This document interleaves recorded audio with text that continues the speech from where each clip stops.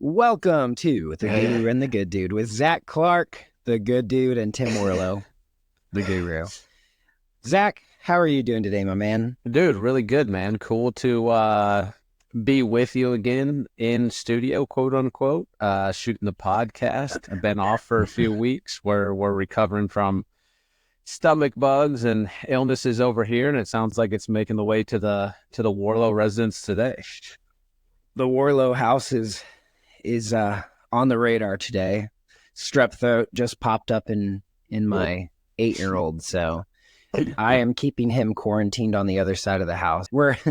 I think we have had strep throat like 4 times a year for the past 3 years, so trying to avoid it becoming worse than it needs to. Yeah, that's but yeah, brutal, it's good to have you back, man. I've been kind of holding down the fort with the podcast, had a couple good sessions with the MMA guys, with my friend John Kaler, who's an actor.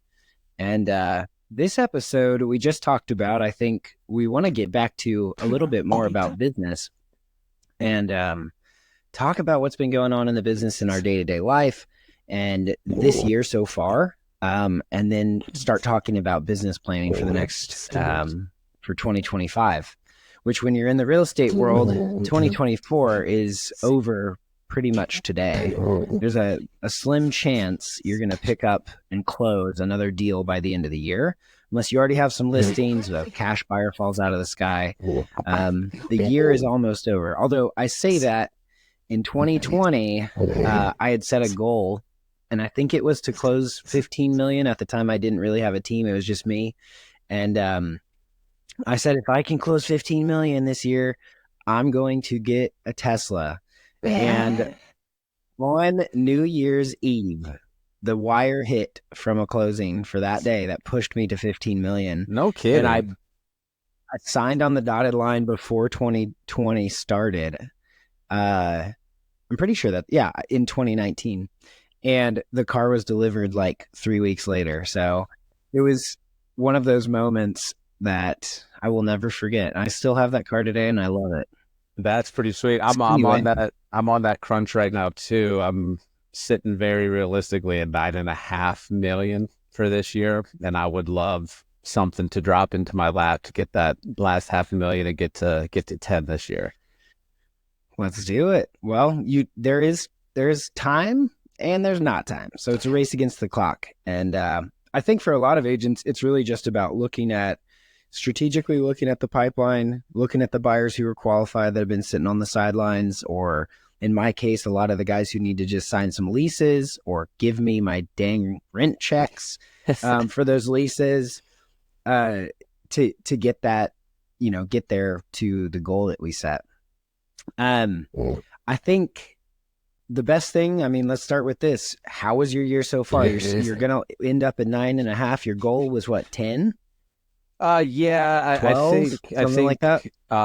So what is it right now? 2024, 2023 was my first full calendar year in real estate. Was my first 12 full months. So I had done no realistic business planning at the end of 22. I had no goals set. I was looking to just stay in business and find any possible business I could from my sphere and from open houses. So there was no numbers or units attached to anything for 2023, and it ended up being pretty awesome. I did 19 transactions and did just over 6.5 million. I think I'm just going to treat this like a coaching call for you. So okay. You said in 2022 you had only really done half the year, hadn't really planned for that year. You just wanted to start and stay in business, which I think a lot of people, when they first start in the business, really that's all they hope for is, God, I hope I get a commission check this year. So talk about that. Going into 23, what did you do differently? Yeah, so at the end of 22, I guess this was definitely not qualified as business planning by any means, but at the end of 22 is when I was coming up with the idea for the Quest for 25K scholarship.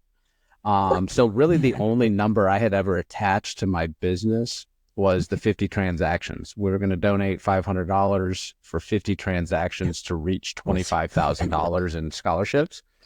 And so at the end of 22, when my we made that public, just via Facebook, friends and family, I said that my goal was to do 50 transactions in a year, which was extremely laughable because I had done 0 transactions at the launch of that announcement. So 23 was just completely by the seat of my pants. I was just working a lot, looking for clients, looking for business, and ended up with the 19 transactions for just over 6.5 million.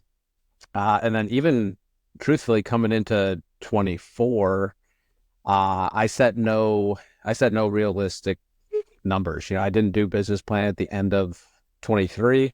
And I just wanted to at least repeat 2023, at least do the 6.5 million, at least get about 19 to 20 transactions. And first quarter honestly started out really well. I had done about 3 million. So I was like pacing for 12, which I was really excited about. And then third quarter was probably the slowest of this year, and fourth quarter's really been busy. So that's where that 9.5 million estimated closing is coming from this year, which is honestly great. I mean, I think 25 transactions. I'm super, super happy about that. Yeah. So that actually is a 50% increase from the last year in a time where the volume is at a 20-year low. I mean, the actual sales volume, the number of houses sold, is probably going to wind up nationwide at 3.9 million compared to over 6.5 million just 2 years ago. So we're talking about a 50% drop in the number of transactions. Now, your number of transactions stayed pretty close to the same. So what does that tell you about your volume per transaction? The price point's going up for sure. It grew. And so what can you attribute that to only 2 years into your business? The price point going up? Yeah. To be honest with you, I don't know. My friends are getting better jobs. Well, that's always nice. Yeah, I mean, I will say, I was gonna say the like non-experienced answer before you give your correct answer. I just have to attribute it to the fact that prices in housing are always going up. I mean, I feel like that's the big thing for me, especially when I'm talking to first-time home buyers, is that I don't anticipate prices magically dropping off ever again. I think prices are gonna, especially in a market like San Antonio, are just gonna continue appreciating. So when you get that home, that's just an appreciating asset that you have now that's making you money as you pay it off. So yes and no. So yes, of course, prices continue to go up. But if that was the case, that prices just went up, your business would have only grown 3 to 4%, which is what on average home values do. Yeah. So something changed in your business that allowed you to do a lot more volume relative to the number of transactions, because you're going to close out the year at less than 30 transactions, but more than 50% above prior year. And so the only answer is that you're working with clients. You've probably started to get referrals from past clients who have people who are not first-time home buyers. They're move-up buyers. They're second, third, fourth home buyers. They do have better jobs. They're more established. And then the other thing I was going to mention is that unlike a lot of agents get into this business when they're in their 20s, and do you know the average age of first-time home buyer in America? I don't. Is it the 30s? It is 35 years old. No way. Which is surprising for us in San Antonio for a couple of reasons. One, in San Antonio, we have a ton of VA buyers, right? VA buyers are like bread and butter here because of the military bases. And the average age of a first-time VA buyer is actually below 25. But across the nation, especially in markets where you don't have that constant demand from veterans buyers and lower price points than the average in the nation, most other markets, the average first-time home buyer is 35. So for agents getting into the business that are in their 20s, they have a really hard time starting out, much harder than you would, because your peer group is already in that qualified first-time home buyer, second-time home buyer age group. And so a 20-year-old getting into the business is not going to have any friends who are buying houses. It's very hard to find. And we see that with people who come onto our team at 20, they're super motivated. They have to go source their business. And so for you, you have a different approach. I love the quest for 25K. Your goal is do 50 transactions so I can give away $25,000 in scholarships, no matter how much volume that equals, because that's your metric for success. And do you feel like that has contributed to the growth of your referral? Yes, definitely. It has inadvertently become the best marketing that I do. I don't have a marketing budget. I spend $0 a year on marketing. I don't run Facebook ads. I do stuff on my Facebook, but it has truly become like the brand of my business. That's how I market things. I don't do a whole lot of the cliche bottle of champagne, big giant key photos with my clients for a number of reasons, but people know that I'm a competent realtor because they see me giving away the checks. They're able to associate, 2 more scholarships with 2 more sales or 3 more scholarships, whatever it is. So it really has unintentionally become the way I'm, spreading news about my business, and it's fun. I mean, that's a wholesome way of doing it. People want to work with me, I think, for that reason. I've had a past client tell me that they had intended to use a different realtor, but they just really loved the scholarship thing. They wanted to give back indirectly to the community, and they chose me for that. And that's when it really clicked in my head that, oh man, this is not just a nice thing that my wife and I are doing, but this could really be how we grow our business. And it's nice because you're working with like-minded clients. It really makes your clientele an enjoyable group of people to work with. Well, I have to comment too that it's not just, so you're getting social proof because you're closing deals. You're getting, the proof that you're actually producing in the business and you know what you're doing. But there's also something else that I noticed about your social media is that your engagement is freaking huge. It is every post you make in that realm has 80 plus likes. It has shares. It has comments from everybody, because what you're doing is authentic and it's undoubtedly good, not just for the community, for that individual, for your client. And so I love that that's your marketing. You could just as easily spend $500 every closing on leads, on ads, and you would be working, 500 leads at a time, and you would be running in circles chasing your tail. And instead you're getting qualified referrals from your sphere. Absolutely. Yeah. And it's, honestly, it's just combining work with life. You're keeping up with your family members from across the country, past friends, things like that. And you're just doing fun stuff that you like anyways. And then business comes from it. Friends have family members moving to San Antonio, or family members know of a coworker that's transferring to San Antonio, and it all just runs full circle. Well, I love that. So going into 2023, your whole business plan was close 50 transactions so that you can give away $25,000. Yes. Yeah. And I had put, the label of in a year, knowing that wasn't super attainable, going from 0 to 50 in a year. But it has made my mindset in real estate a lot more fun. That way you're not just chasing sales or getting stressed out. You're doing it for a much bigger and more enjoyable purpose, and it makes the grind of real estate a lot more tolerable. Yeah, absolutely.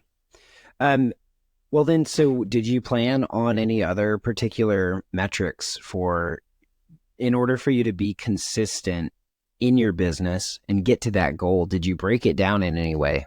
Not in a lot of detail that I guess I'm more aware of now and doing a little bit more business planning. I've never broken it down by, not even like we do it with our team, how we break it down by week. If you're making calls or doing open houses or sending letters, I've never even done it up until working with Countdown Realty in that. sort of detail. I've never even broken it down by quarter, truthfully, where it's like, hey, I want to do 5 transactions per quarter to give me 20 for the year. I was just talking with Ernest, my business coach, about this as well.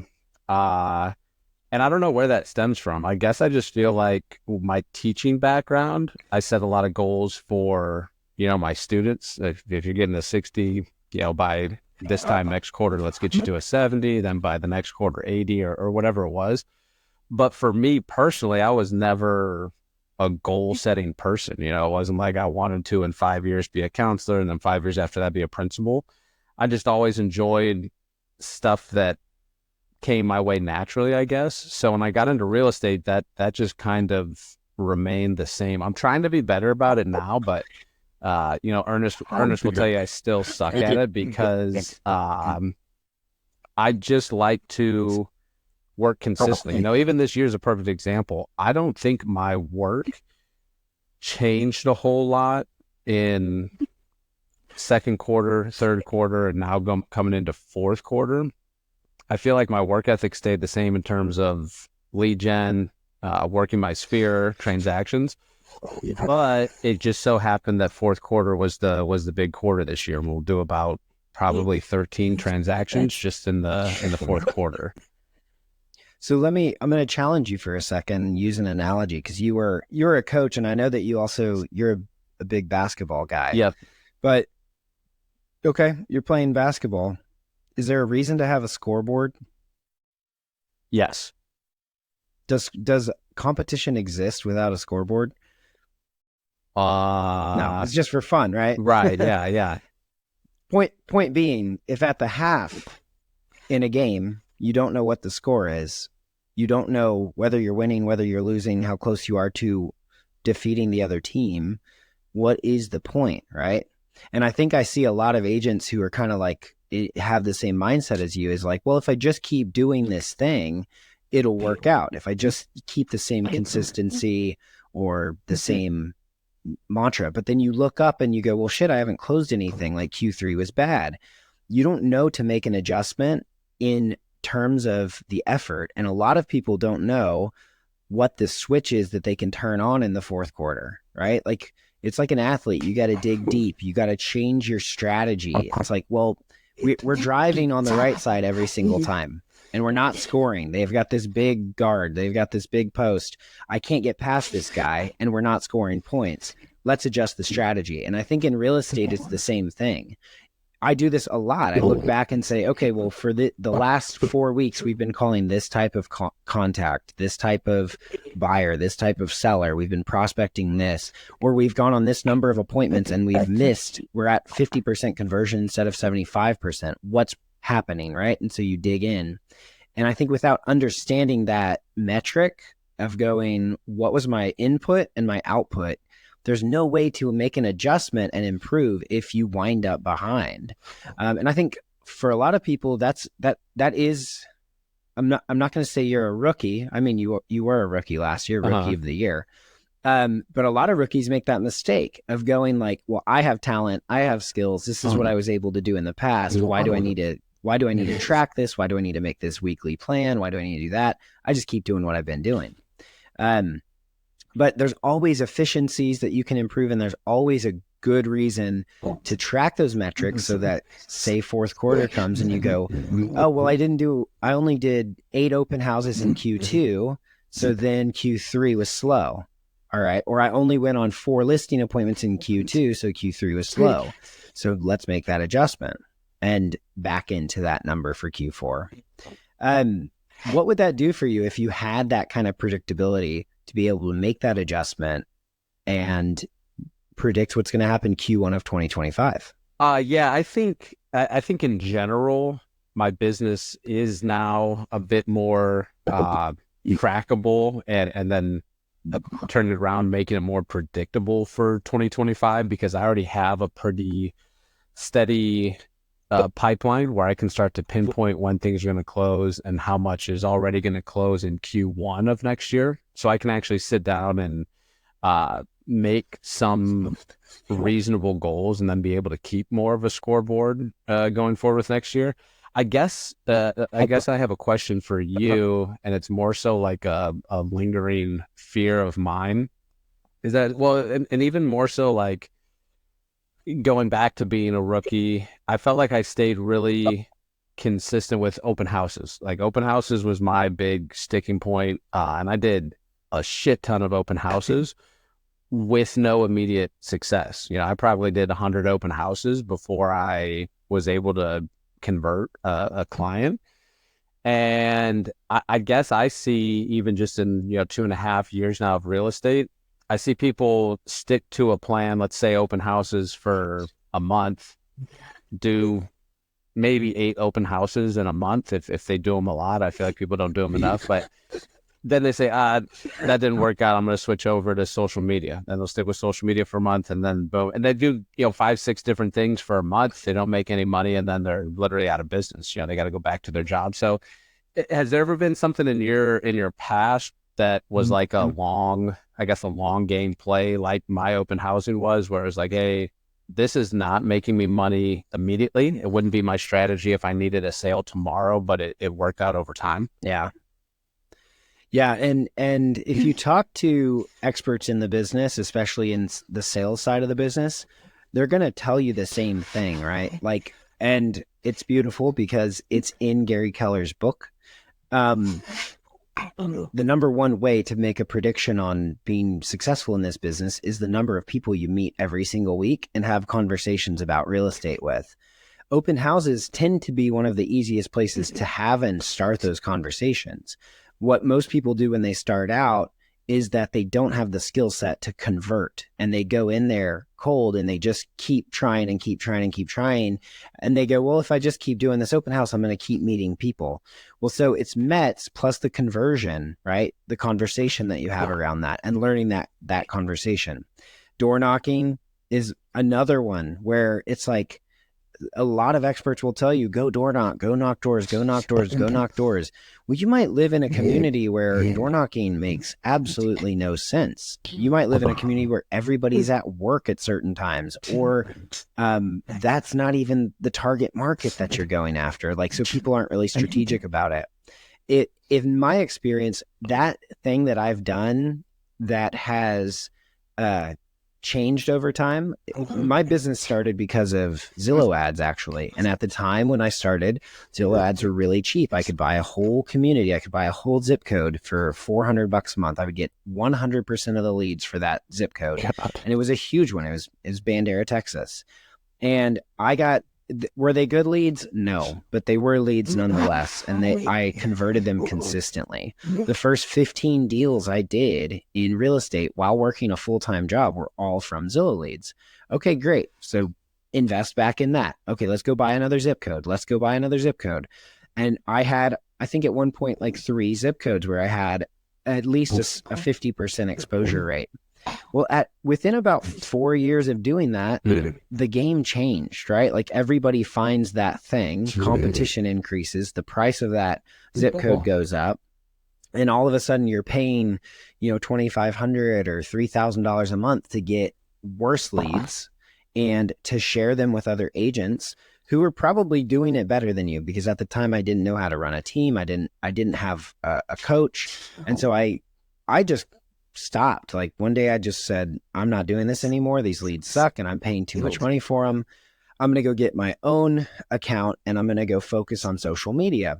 And so social media became my new metric, and I got referrals like crazy from focusing on creating good videos, creative videos, music videos, whatever. Like I put all my time, energy, and money into that, and then running ads around that. And then a few years ago, that changed, where it was like, well, now the competition per social media lead is terrible. The quality of that lead is terrible. The number of leads you need in order to make one conversion is so much higher.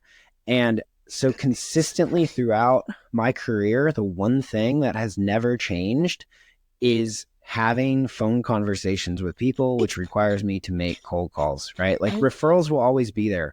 I treat referrals and treat my past clients and all of that like a lead source, but not a predictable lead source. They say that if you have a database of 100 people, seven of them are going to buy or sell every single year. I would say yes and no. I think that number has gone down a lot in the last 3 years, just like the number of transactions has gone down. So that means we have to look outside of our sphere. I've probably sold every single person in my sphere a house in the last 10 years. And those come back to me. Those people come back to me. But I've noticed that that's not enough. So now I have to add people in. So the one thing that has stayed consistent for me is making those phone calls. I think within the sphere and referral network, I think that the number of transactions has gone down. So I looked at that and I said, this input is not getting the same output as it was a year ago. I'm going back to making the cold calls to add the people to my business, to convert the people that are that I know will convert. And so it's a tactic and a strategy that go hand in hand, and everything else, the referrals from my past clients, the referrals from my sphere, the referrals from other agents, are an not predictable outcome of doing those things. So I don't treat them like part of my business plan. Although when I look at my business, I say, oh, well, 30 or 40% of my business came from sphere, but the other percentage comes from the work that I put in. And the only way to build your sphere, other than, doing the consistent social media that we do anyway, is having conversations with people about real estate and converting them like a professional. And so that's the way that I've gone about building my business, is treating it like treating those new opportunities and new people, the FSBOs, the expireds, the random circle prospecting calls that I make, with that kind of intensity and tenacity, so that I know I'm going to convert this person. I'm going to get them to sign a listing agreement or sign a buyer's rep agreement with me. So for 2024, like I said, we saw the first 3 quarters, we had a couple really great months in every quarter. This third quarter was, in my opinion, the worst in terms of conversion and closing. And I think that's probably the case for most agents, although I think there's this buyer fatigue, and they keep calling it like a buyer strike nationwide. They're just saying, I'm not going to do it. I'm just not going to buy right now. Prices are still too high. Interest rates are still too high. So I've changed my strategy to focus more on commercial leasing and working with buyers who are qualified, who have money set aside, like going after those. That's harder to do in the residential space. So the word consistency has come up a lot this last week. So I was in a commercial mastermind with in Austin, and Gary Keller came and talked. It was amazing. There's a room of 200 people, and he sat down and just chit-chatted with us for a while. But the one thing that just kept coming up out of what he was saying was that word consistency. And my wanting to take that one step further is with individual agents is, what is that consistency for you? So how did you keep up with these people? Like are you talking, you were calling them every week? Were you calling them every 8 weeks, 12 weeks? Did you have a system around staying consistent with that communication? I think there's 2 approaches to the way you can build and nurture your database. I think your approach is fantastic. I think you are a genuinely amiable guy. Like, you're friendly, you care about people, you care what's going on in their lives. And for the most part, I would call you like the social realtor. Like, this is how you're going to keep your business consistent. It's great for you because it's natural, right? I think for other agents who are also successful, you actually can treat your database in a transactional matter if you are consistently having conversations and coming from a place of contribution. And I don't want to say that in a negative way, because I love the way you do business. And I am the same way. I love my people. I try to build and nurture those relationships and show up and go to the parties and do the thing. When you've been in the business 10 years though, and your database is more like 1,200 or 1,500 people. Like I have 3,000 contacts in my phone, right? I'm not doing a good job of nurturing every single person in my database. But I do know who the top people are who are referring me business, and I'm making sure I'm taking care of them. The rest of them, my job is to provide information, right? Like I might not be involved in your life. I might not show up at the bar mitzvah. I might not, we might not go fishing together, but I'm going to be the guy you call when you have a question about the market. If you have a question about your taxes, about your HOA, like I'm going to provide the information on a consistent basis on my platform so that anybody who sees it knows. And what's great is if you look at your insights on your social media, you can see the top 50, 150 or 200 people who are consistently watching your stuff, and they're not saying anything, but they know you're there. And it's amazing to recognize that. And then 3 months later, you get a call or a message from them and they're like, hey, by the way, I need help with this, right? So like, that's my thing. I don't have deep relationships with everybody in my database because there's just too many to honestly care about.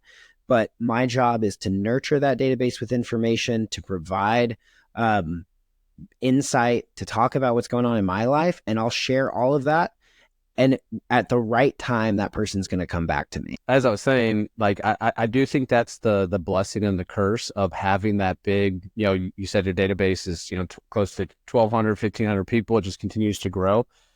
I have a tough time as a newer agent finding that balance and being able to, people always teach you to say no to things. But when you're new, even still where I'm at, 2.5 years, 2 years, you feel like if you say no to things, that people are going to take it personally and cut you out of the business. So people are stretching themselves really thin, especially when they have families and newborns. And I'm still to this day very guilty of that, of saying like, hey, I got to do the showing tonight, or I've got to make an appearance at this person's event because they invited me to it. And it runs you into the ground a little bit, like just energy wise, and you're feeling stressed. And it's nice to be able to get to a point where you can say, hey, I care about you, but I gotta stay home tonight, or I got a sick kid, or, I gotta be home for dinner. And it's just finding that balance in life in any business. Yeah, you have a newborn and you have all the excuse in the world. I will tell you, when I first started, like we've talked about my journey into the business of essentially losing my full-time job and like being forced in right off the bat. Mm-hmm. And my thing was, okay, I've got to go build a network, like a real network, and I don't know what to do.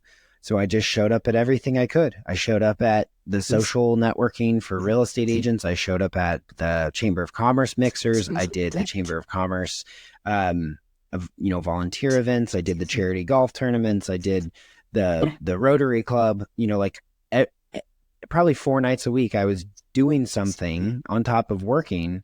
And it does put a lot of stress and pressure on your relationships with your family, right? Like with your friends. They're like, oh, I don't see you anymore. Well, you're so focused on that. And I do think there's a better way. I think that if you're in a new community or a brand new business, like you probably do need to know that that's going to be your first year or two, is like, I'm going to bust my ass to get where I need to be. And then it gets gradually easier. Like if you've built your business and you've stayed consistent for the last 8 years, like I have, I get a call or a message or a text every single day from somebody who wants to do business with me. Right. And so like, I'm not out there every night of the week prospecting or networking or growing that.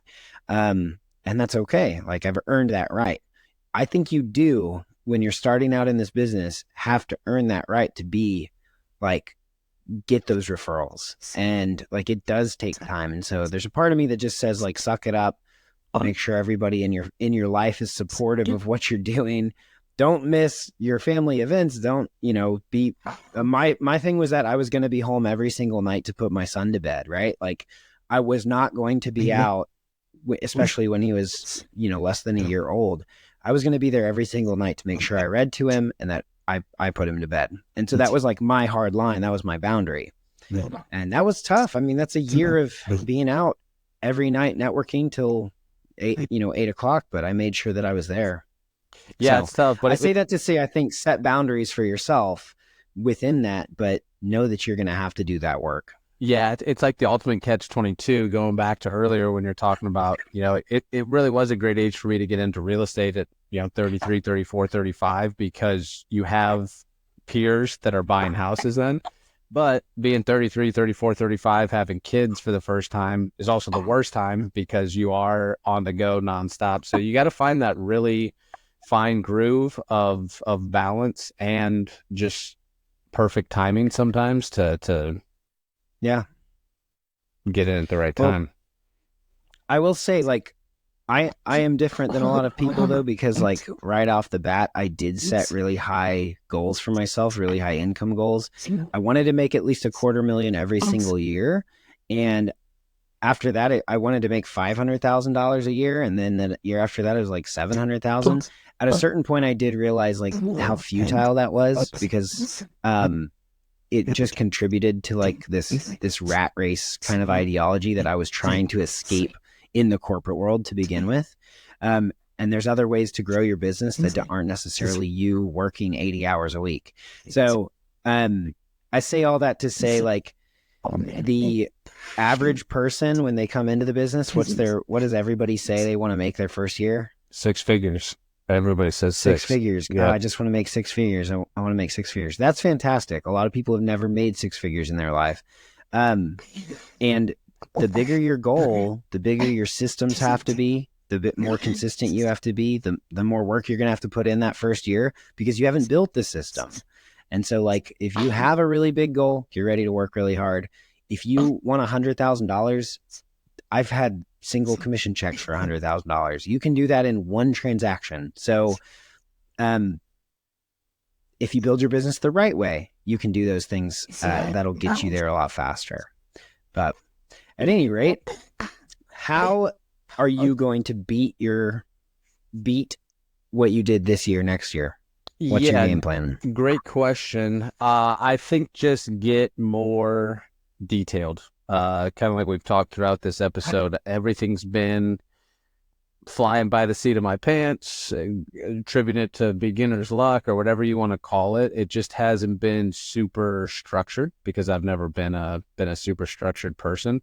And I want to do it to I guess a healthy level. I don't want to overdo it and then just totally burn myself out or be pissed off when Q2 next year doesn't match my exact things. I want it to be the driving force and not burn me out. So I wanted to be able to, like you said, I want to be able to motivate me. If Q1 is slower than anticipated, how does that motivate me to change my practices? How does it motivate me to pick up my work ethic for the end of Q1 or beginning of Q2, so the rest of my year plays out well?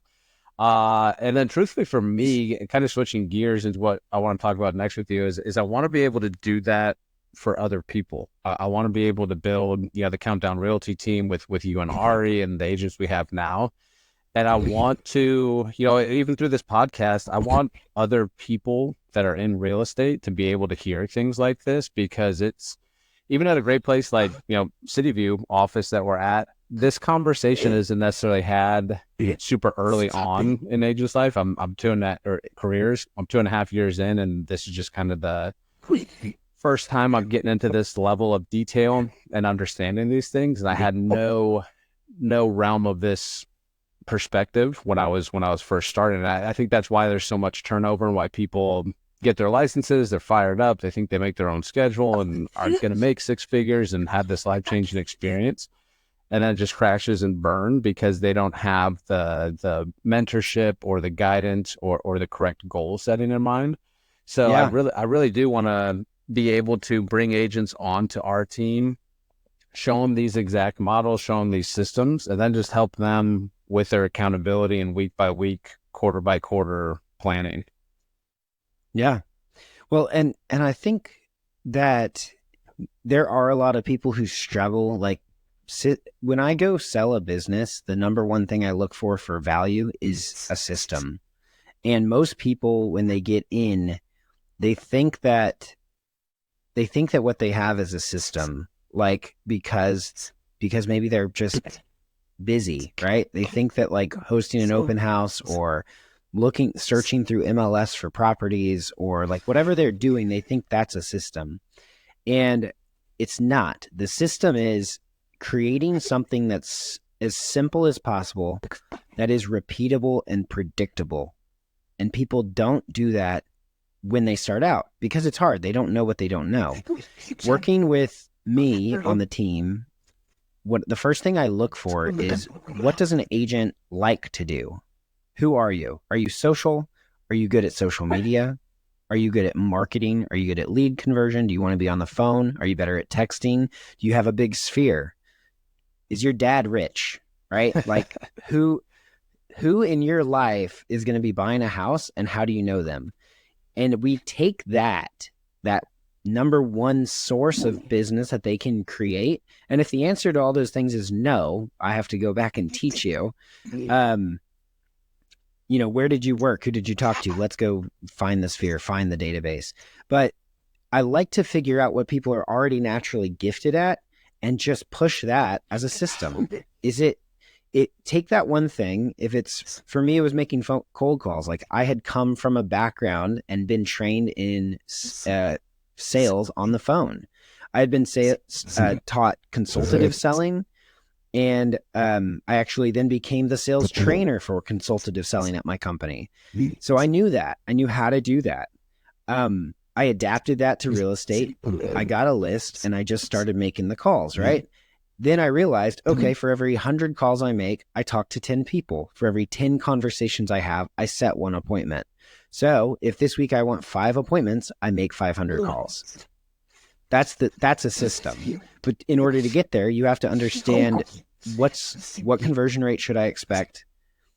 How many conversations do I need to have in order to get that number of appointments, to get that number of listings?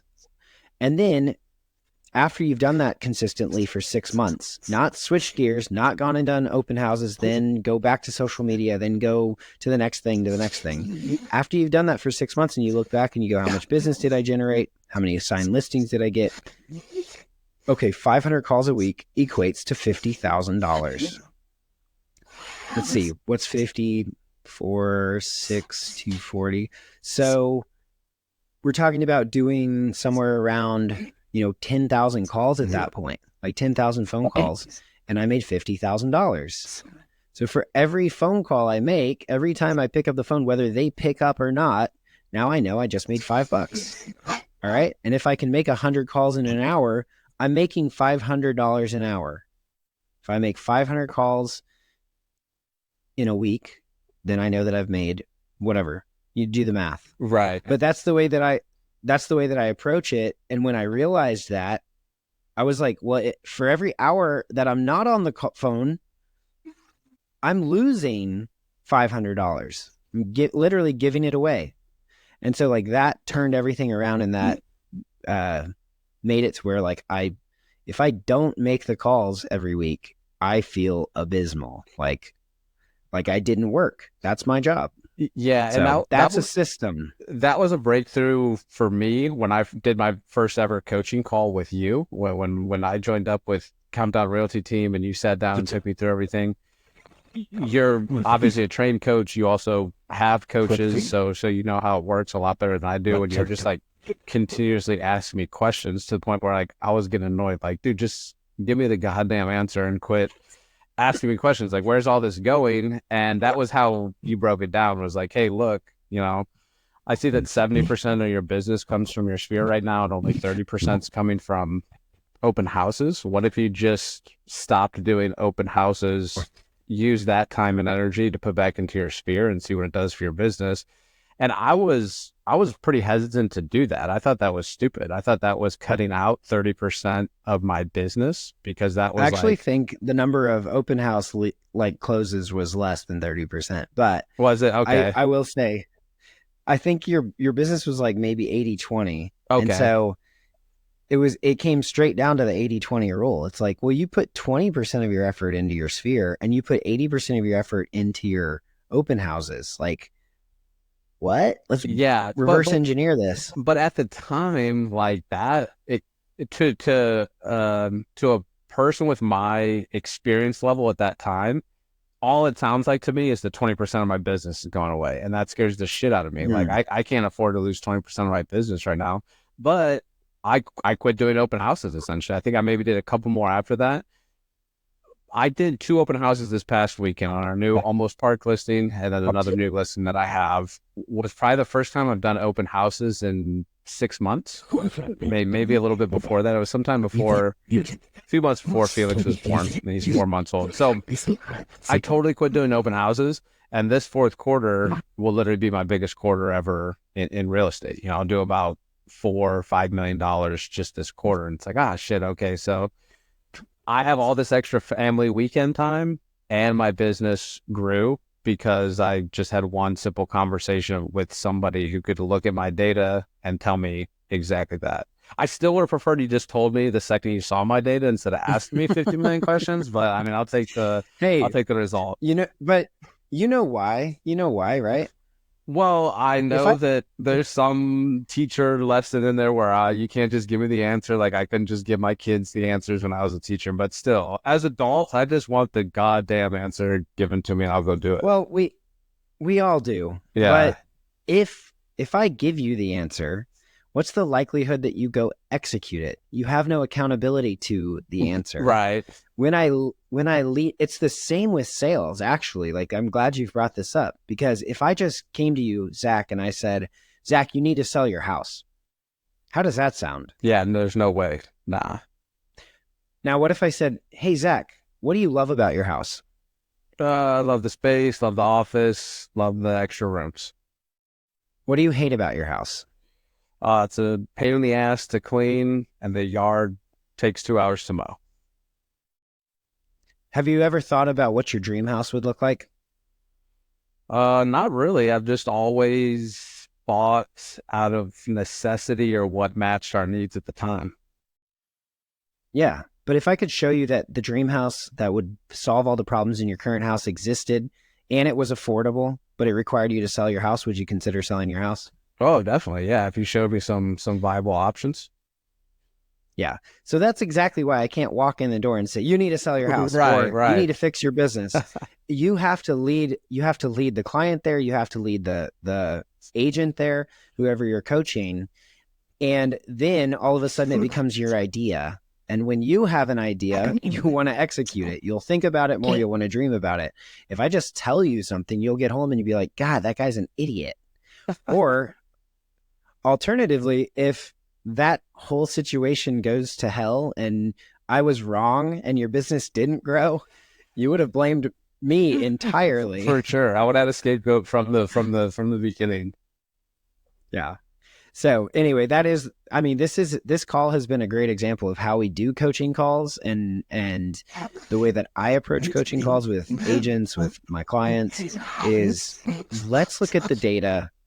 Let's find the problem. Let's solve the problem. Let's develop a system that avoids that problem and gets you to where you want to be, all while keeping in mind this big why that you have for yourself. What's the ultimate outcome that you're looking for? And making it all your idea. Yep. Yeah. No, that's exactly it. And I've seen that firsthand with the team, having one-on-ones on Friday with Martin and Kaler. They've come to those own conclusions by themselves, like, hey, I just absolutely cleaned up last week, set 5 appointments on the telephone, but I'm spending most of my time doing X, Y, and Z. And then by the end of the call, they're like, you know what? I think I'm just going to do, instead of the X, Y, Z time, let me just put that into more calling time and see what comes of it. And their businesses have really, taken off. Yeah, they have both built really great pipelines. Yeah. And within, Martin's brand new within the last year, and his, first week he was bringing in $5 million opportunities. Now he converted a, shitty little townhouse listing into almost a $1.6 million deal. And so he's doing, and I think like the first buyer that I gave him, he turned into like a $900,000 purchase. So I was like, all right, I just hand it off and go crazy. So same thing with Kaler, just picking up, he had that, $1.3 million listing. Yeah. And then he goes out and finds a $1.9 million listing that's going to turn around and buy another $1 million property. It's just, it's wildfire. Yeah, they're consistently just turning and converting deals. And then we have Tori off on uh God knows where. She's driving around in the worst parts of town taking down numbers and sending letters, but she converted her and I together. We did this appointment together, but she brought the opportunity just from walking around and texting a wholesale deal that brought in $80,000 in commission. And Crazy. she's she's she's one of those agents that's content with just comfortable living, like not yet, when you're in your early 20s, you're not thinking about like, oh, Right. wealth building. I think she's going to get there at some point, but she has all the skills in order to turn it on and go do it. Big Like I time. challenged her yesterday at the meeting. I was like, well, what if you just sent out 100 text messages today? Like, how would that change your business? By 2:00, she's like, I did it. I got five people interested. It's Yeah. like, what if you did that every day? How hard was it to send 100 text messages? Do it every day. Seriously. So, okay, we have been talking for almost an hour now, man. And I don't want to leave without this because, first of all, you are the sales director. You're new-ish on the team. We've been working together now a couple months, which has been fantastic. But I want to give people the opportunity to meet you. And so I'm going to do some rapid fire. I've got 15 questions for you that'll help us get to know you a little bit. Cool. And keep it fun, keep it real, keep it light. All right, first question. What's the best advice you've ever received? Oh man, definitely my dad from probably kindergarten, every day leaving the house, be a leader, not a follower. I love it. If you could instantly learn any skill, like you're dropped in the Matrix, what would it be? I need a lot of skills. That's a tough question. If I could learn any skill, it would probably be language, either all of them or at least being able to immediately pick up a second language. That'd be great. Oh, I like that one. I thought you were going to say karate, but I would love to be able to dunk a basketball even into my 80s. That'd be awesome. What's your guilty pleasure food? Oh, food. This is gonna sound gross, but it's more of a condiment. It's syrup. I'm a big breakfast guy, so like pancakes is my favorite food. So that could be the answer, but my wife is disgusted by how much syrup I pour on my breakfast foods. Are you like Elf? I basically am, yes. I mean, there's like literally puddles of syrup left over on my plate, and I've like drank the plate before. My wife hates me. You're disgusting. I love that. Who would play you in a movie about your life? Oh, probably you, right? Ken Warlow? Just who would play me? Who would play me in a movie? I can only think of like really sarcastic answers right now, like good-looking people like Ryan Gosling. But it would probably be shit. Who would play me in a movie? Who's a bald actor that could play us, dude? I feel like it would it would have to be a guy like Jason Statham, but he'd have to go on one of those like drastic body transformations where he lost a bunch of weight and was just scrawny and weird looking. I think I could take Jason Statham. I think he's actually shorter than he looks. Is he? Yeah, so let's go with him. Let's go with scrawny Jason Statham. All right. What's a song that always makes you feel good? Oh, song that makes you feel good. Probably songs that are tied to my family. So Cats in the Cradle reminds me of my dad. That Morgan Wallen Thought You Should Know song reminds me of my mom. And then me personally, just a weird, funky song that I like is Electric Avenue. We gonna rock out Do you know it? Electric Avenue. And then Let we'll me take you higher. That's it. I love it, dude. If you could have dinner with any three people, alive or dead, who would they be? Oh, man. Ooh, let's go family member, my dad's dad, my grandfather on my dad's side. He passed away when my dad was a baby, so I've never met him. Celebrity, I want to get a celebrity in there. I would probably go with my favorite baseball player of all time, Kirby Puckett for the Minnesota Twins. And then let's go with a living person. Let's get a living one in there. I'd really like to have lunch or dinner with.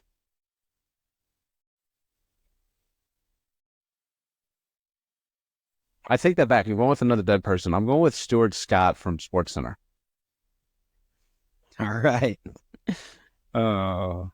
Okay. Are you an early bird or a night owl? Early bird, big time, dude. I wake up at 3:45 every morning, and if I didn't have two kids or a wife, I would go to bed at 8 p.m. every night. Oh my God, man. 3:45. Heck yes, dude. I wake up. If I have work, I'll work for like 30 minutes or 40 minutes, and then I go to the gym. I'm at the gym at 5 every day. That's amazing. So Good for you. Way to do it. I used to be in the 5 a.m. club, never the 4 a.m. club. That's the witching hour, bro. That's I it, don't know man. how you even stay awake. That's the time, dude. I love it. What's one thing you think everyone should try at least once? One thing everyone should try at least once. First thing that comes to mind is changing careers. I never thought I would do it. I did it. It was the best thing ever. So even if you fail, at least you know that you tried it. So I'd say change careers at least once. What's one oh wait. What's your favorite way to unwind? Favorite way to unwind? Well, probably, I guess truthfully, the answer is the gym. That's why I go to the gym every morning. That's like my most mental health activity that I have to have. I feel terrible on the days I don't go to the gym, even if it's not like the best workout. So that's a big way to unwind. I also am terrible at it, but I love sports betting. I really enjoy sports betting. Okay. Now we know why you have to get to 25K. Put it all on the line. Yeah, I gambled away $25,000 worth of scholarships last year. On the Vikings. All right, last one. What's your go-to karaoke song? Oh, go-to karaoke. Gosh, I'm really, really a terrible singer. I do not karaoke. Then don't. No. We'll do a different song. Or not a different song. Different we'll do question? a different question. Yeah. If you could go back in time to any year, which one would you pick and why? Oh man, okay, and be like this age right now, or just go back to time. I guess Either one. I wish. I wish. I guess this is more so what event do you wish happened. I would go back to the '91 Twins World Series. It'd be awesome to be witnessing that as like a competent adult, not a 3-year-old.